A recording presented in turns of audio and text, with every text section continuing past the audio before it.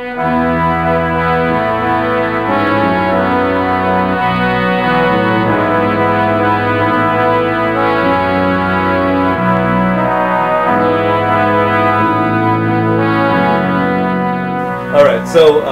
we're Action Figure Insider, and we're very happy to be here with some of the cast of Mystery Science Theater 3000, Trace and Jim, long-time cast members, and well, you're producer and but also a cast member. He was a writer. Uh-huh. He was also a designer. He brought the dots to their current form. The bots and sets, and this thing, this was a 4-foot diameter ball that was covered with this goop, that insulation. It was far bigger than it needed to be, but we had it, right? So we used it. Were there any like missteps in the design of these? I mean, is this like the first iteration of everything? It was like, all missteps. Awesome, you know? It was all on. It was like. Well, this was the second generation. The first Crow, Joel had made overnight. And it was all sort of one piece. It was sort of like puppeting a carpenter square. Nothing really had much action. And then when we went to the channel and got more money, Joel said, "Why don't you try to make the eyes move in there?" And I went, "Oh God, how are we going to do that?" But I knew Trace had more brain horsepower than I did. That day we went to shoot this planet that he made, the planet logo. He proposed shooting it upside down so the string would be on the bottom. Then we would turn the camera around, because in those days we didn't have your digital. We had to turn the set upside down. So if you look closely in the early episodes below the planet, you can see the string. That's interesting. And how many of these? I mean, did you vacuum form them? How did you keep mass producing them? The original ones were bought from, like this one is a real bowling pin thing from a store. And these are Tupperware bowls. But as we broke them and needed more for different versions, Jeff Maynard, our prop master, vacuum formed all these parts. Now you can go on the internet and buy all this stuff. Right. Someone's making molds of all of this, and it's no longer the original plastic, bowling pin or a soap dish. It's like 2 spec parts. It's very strange. Because you would destroy these, routinely in the host segments and things like that. Would you guys ever do like sort of official licensing of that sort of thing? Like prop replicas or? Well, we actually in the 20th anniversary box set, and by box I mean tin. I don't mean. It's not wood. It's cardboard. Can you that imagine? would be. Stop the camera. Cardboard. It's tin. And tin doesn't rust. Anyway, there is a Crow figurine inside that. So it's a limited production run. I think they're making 152 million of them. But after that, that's it. There is a really, actually, this Crow was laser scanned, then dipped in a special sauce, and the database was sent to certainly a large country that shall remain nameless. And they were somehow the zeros and ones were translated into a very accurate, very beautifully hand-painted Crow figurine. So is there a chance we will get more of the cast in future releases, or will we just have a lonely Crow on our shelf? I think that's really up to the fans. If we sell 220,000 units. And not one less, then we could possibly look at the other figurines. Someone might have to buy 3 or 4 box sets to make up that. Right. My question to you is, are our robots action figure, do they have enough action to qualify for your action figures? I absolutely I think so, yeah. Yes. What is the threshold? When is something lacking of action and doesn't really make action figures? It's just a figure. Well, see, the thing is it's all up to you. It's you provide the action, not the toy. That sounds like a commercial you'd see in the 1960s. It's kind of a Zen thing, where you're the spark. You're asking children to use their imaginations again, aren't you?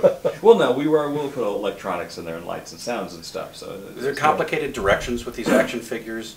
Hold up, make voice, and dance on table. Sadly, there's two. you do have to have for safety and lawsuits and everything. You've got to explain what this is for. Do not jam an eye. Do not swallow. Do not insert in any hole. That kind of thing you have to cover. The action does not toaster diving. That's not part of. Do not put in toaster. Yes. But it would provide a nice conduit for kids to sass their parents, where they could say, "It's not me. It's my smart aleck robot sidekick." Yes. Right. And that's, I think that's a And then market you could there'll absolutely be a tap very into. long time out. Yeah. No, it's my imaginary friend Captain Howdy. And let's get the drugs out for Junior again. Was there any push during the show's heyday for a lot of merchandising? No, to tell you the truth. We had a fan club and we did T-shirts primarily. I think the merchandising angle started more when we did the motion picture version, and you sort of connect up to the Hollywood juggernaut, and merchandising is like the first place that they go.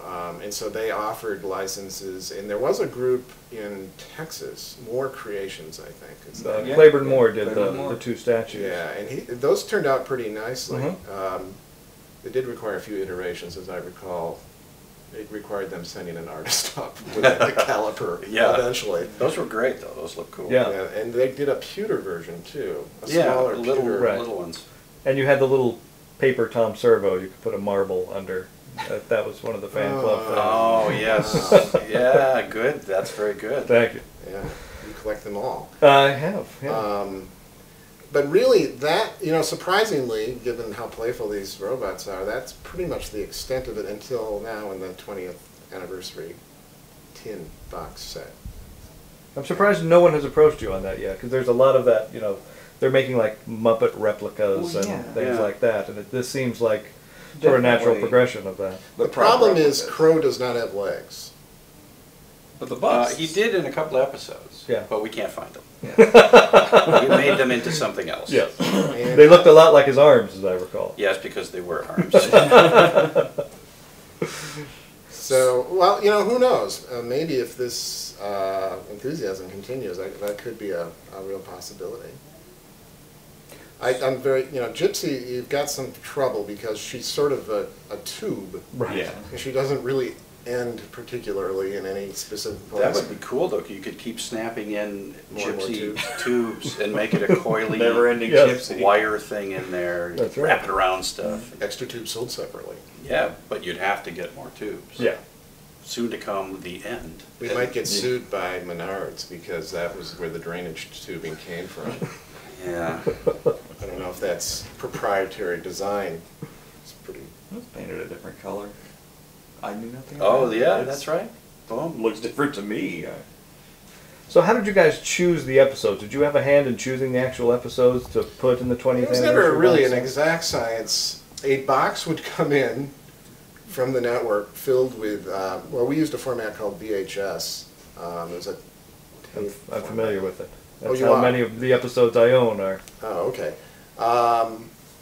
And it was sort of, you look at a hunk and you look at a hunk. And then eventually I think we designated Frank as the official first filter.